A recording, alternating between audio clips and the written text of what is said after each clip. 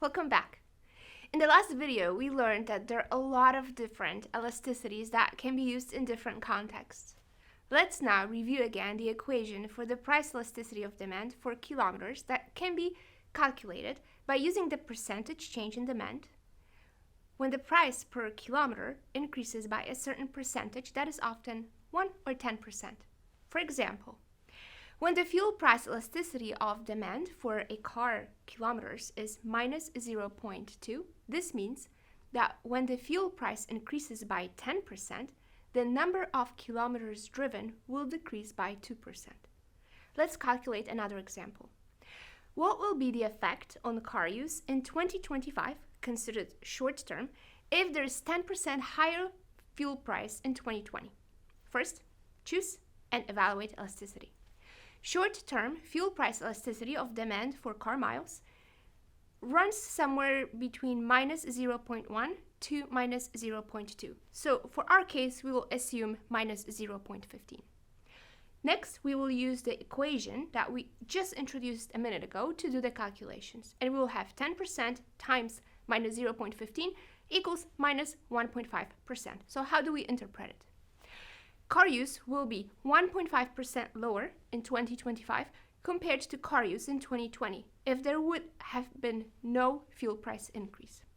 If you recall from the last video, when we were discussing point versus segment elasticities, most of the time we only know elasticities for a particular segment. However, in some cases, if the price elasticity alpha is constant over a substantially wide range of energy or fuel prices, we can use this equation to see how the price changes and is related to energy or fuel consumption. And in this equation, E1 is energy or fuel consumed at price P1, and E2 stands for energy or fuel consumed at price P2. Well, let's do a quick calculation together.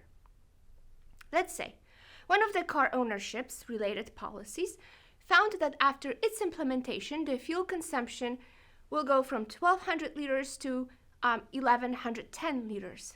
If we want to see how much the price of fuel would have to be raised to get the same effect, we can use this equation.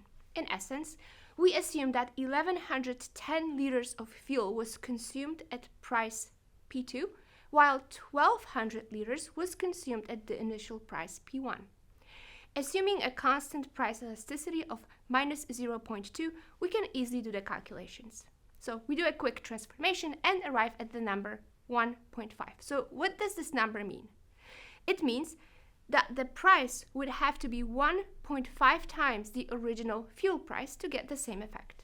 Now, let's take a look at the literature and check out recent paper that analyzed direct and cross-demand price elasticities of automobiles. We have the following technologies: BEV, that stands for battery electric, plug-in hybrid electric vehicle, diesel cars, and gasoline cars, and they all were sold in Norway. A related elasticity concept is the cross-price elasticity that we already introduced. Cross-price elasticity implies the percentage change in the demand Q for a change in the price of another good. Often, the cross-price elasticity is positive. For example, a higher price for one type of a vehicle would mean that demand for other types of vehicles would increase. In 2021, the authors derived direct and cross elasticities of demand with respect to different vehicle types. The direct own price, in this case, elasticity of demand for gasoline cars is calculated at minus 1.08. That is, in the event of a uniform 10% increase in the prices of gasoline cars, the number of new gasoline cars sold would go down by 10.8%, assuming all other prices to be constant. The cross-price elasticity of demand for diesel cars is estimated at 0.51.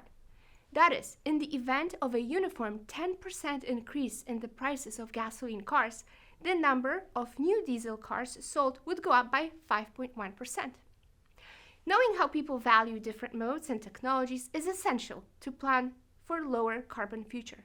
Furthermore, estimating how the customers respond to their price change allows to more realistically assess the results of a particular policy.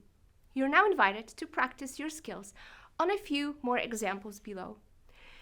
And speaking of new car technologies, I would also like to invite you for an interview with automation expert Kelly Coyner, who will discuss how technology and automation can contribute to climate change mitigation.